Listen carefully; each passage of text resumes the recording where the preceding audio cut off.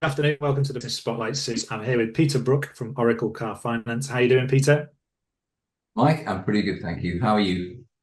Yeah, really well, thank you. Thanks very much for joining us and agreeing to be on and share your business story. So, as always, if you could start us off and give us a bit more background as to exactly who you are, what you do, how long you've been doing it for, please, Peter.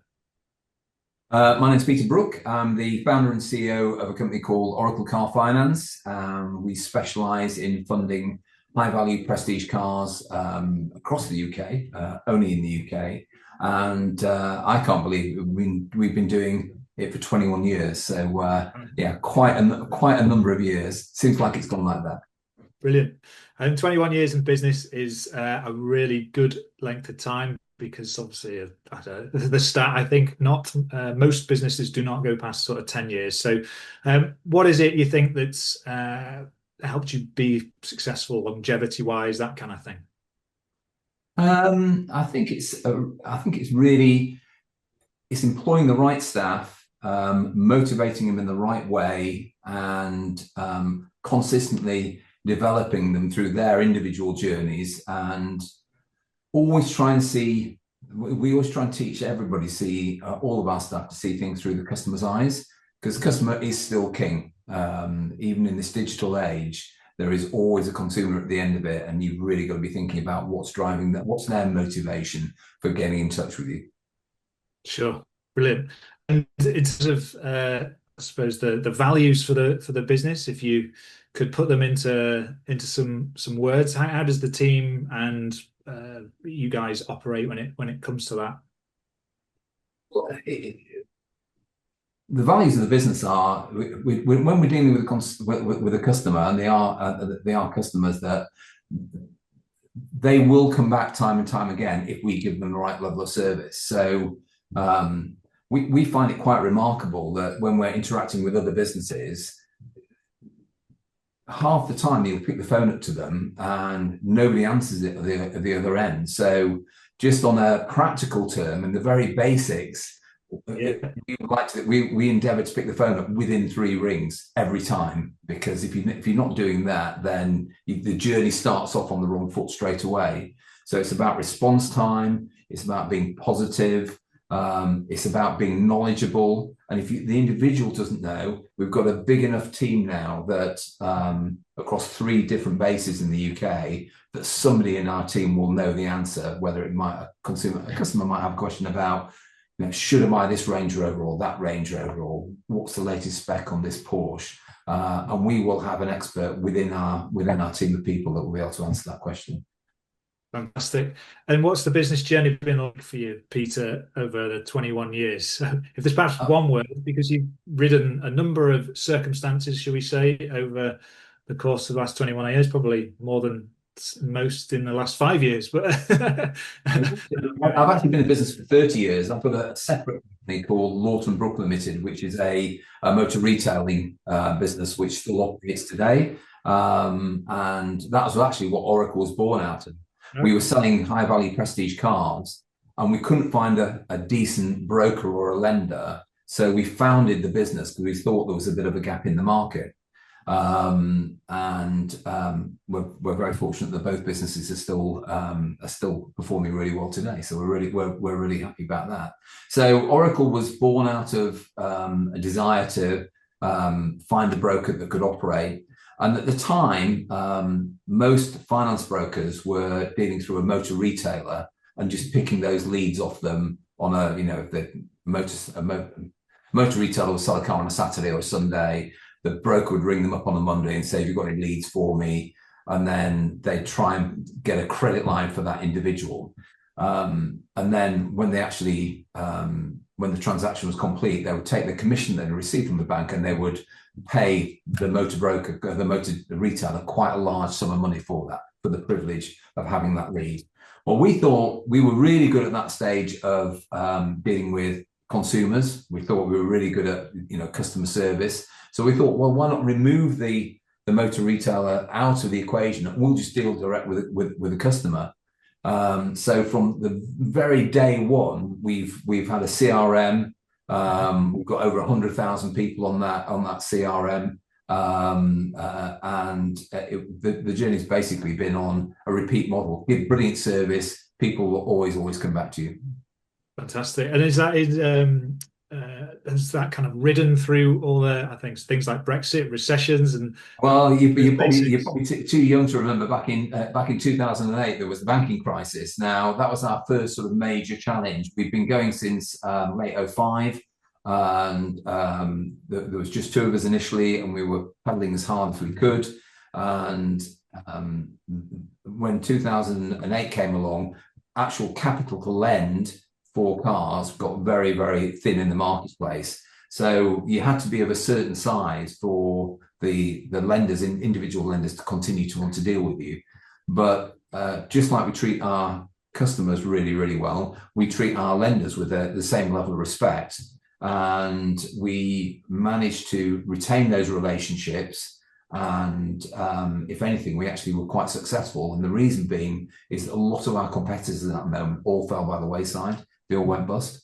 So we were very fortunate to get over that first large hurdle, which was plenty of, like many others, but plenty of sleepless nights. Yeah. I think something that came to mind listening to you there was if you get through the challenges, you come out the other side, would you say a better business, a better Yeah, experience?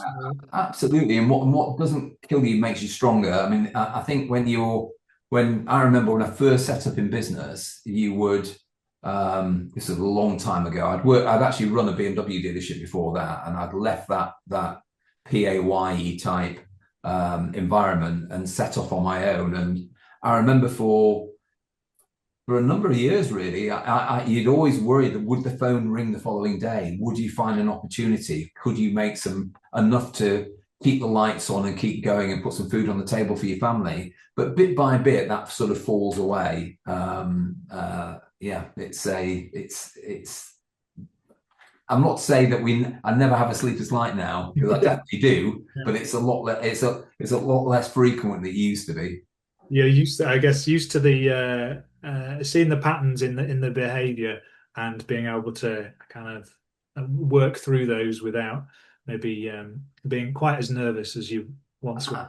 Absolutely, and I think that that memory bank of experience where you can draw down and say, well, it feels very similar to that feeling internally, where it feels very similar to where you were before, and that turned out all right. So I've still got my core business. I've got some fantastic staff. We've got some fantastic processes, some fantastic partners. Most importantly, we've got some fantastic customers. We're going to be all right. We're going to be okay. What would you say is your biggest lesson so far to date in business? If there's one you can pick. I know sometimes people answer and one or two kind of come out, emerge. Anything that I stands mean, I think there's probably a couple of things. There's we've got this, and they're sort of joined at the hip. I think the first thing is recruit in haste, repent at leisure. Mhm. Get the right people in there for the right tasks, and you're almost you're almost there, 80% successful. And then the second thing is learn the art of delegation. Mhm. If you have really good people in your business, don't be afraid. Just delegate to them and let them get on with it. And if they make it a safe to fail environment, it doesn't matter if they make the occasional mistake. It's fine. If they're making good decisions for the vast majority of the time, that's absolutely fine. So get the best staff you can, and then don't be afraid to delegate down to them. And that's every manager within our business. Great stuff. Some good leadership lessons shared there from experience. Yeah. So, in terms of inspiration for you, Peter, so you 21 years, 30 years, say in total business. What makes you want to keep on going to work each day, getting out of bed each morning and do what you do? Um, well, would you believe I'm 62, and it's a bit of a shock to me. But our team's To be average, fair to you, you don't look 62. well, our average age of the team is probably an early 30, Mhm. and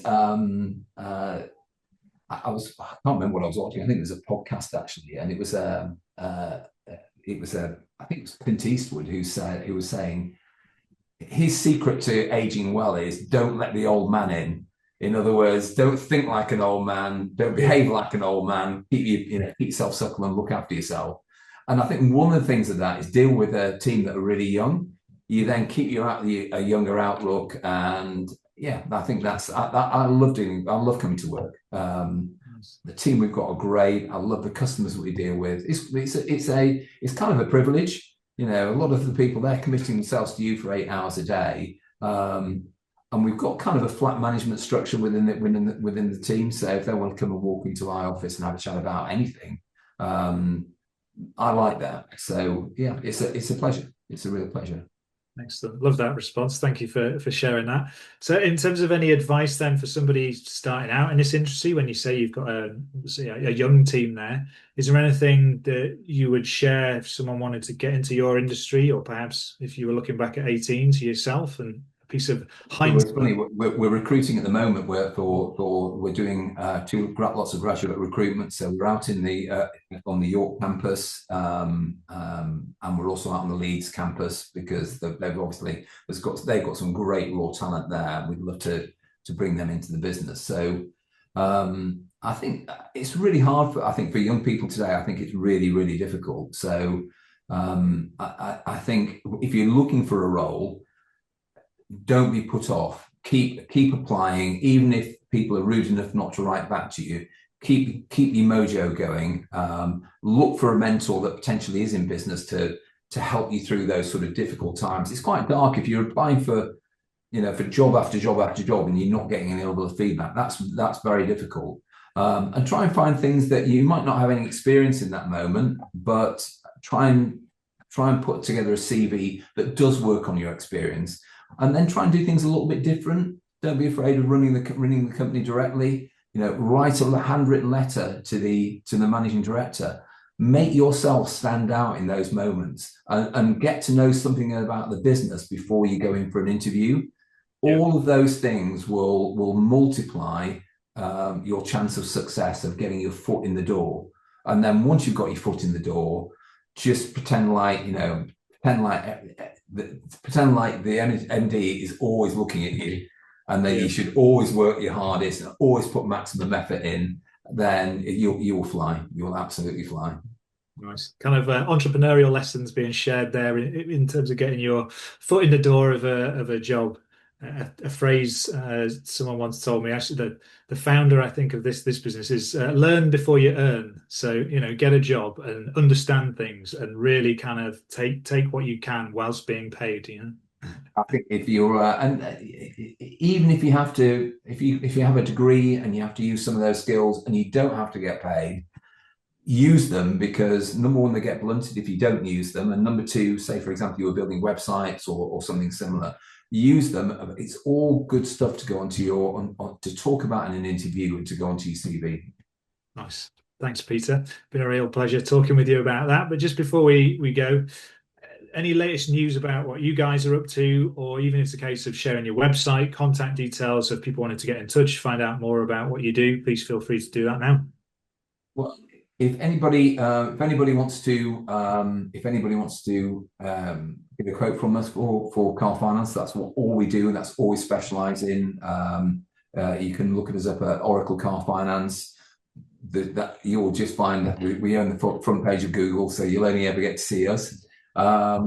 And basically the news is pretty good. I think the market is very buoyant. The motor trade overall is very buoyant in the UK. We're funding an awful lot of electric vehicles at the moment, which is fantastic. The green shift is happening slowly but surely, but we are absolutely getting there. And especially with the upswing in fuel prices recently, I think everybody's looking at electric, going, that might be the solution. So I read a very interesting article the other day where, the internal combustion engine, if the electric transport had been invented first, and then the internal combustion engine was invented afterwards, everybody would look at it and say, why do we want this smelly, noisy thing when we can have this very quiet, serene mode of transport? So I personally love both, so I'm not biased either way. A great reflection to end on there. Thanks, Peter. Really appreciate you sharing all that you have, and I wish you all the best for the future success of the business. Thank you.